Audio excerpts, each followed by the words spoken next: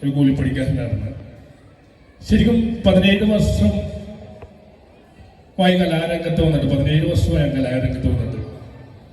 കലാരംഗത്ത് ആദ്യം വന്ന 10 വർഷം ഞാൻ ഗുണ്ടായിരുന്നു. ലൈഫിലല്ലടാ, സിനിമയിൽ ഗുണ്ടായിരുന്നു. ആ 10 വർഷത്തില്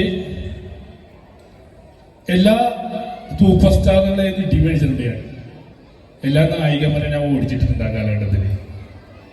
ശരിക്കും നിങ്ങളൊക്കെ സിനിമ കാണാൻ നേരത്ത് അതിലാ നായകനെയും നായികനെയൊക്കെ നോക്കണത് ഞങ്ങളെപ്പോലത്തെ വില്ലന്മാരുണ്ടായിരുന്നു സിനിമയിൽ.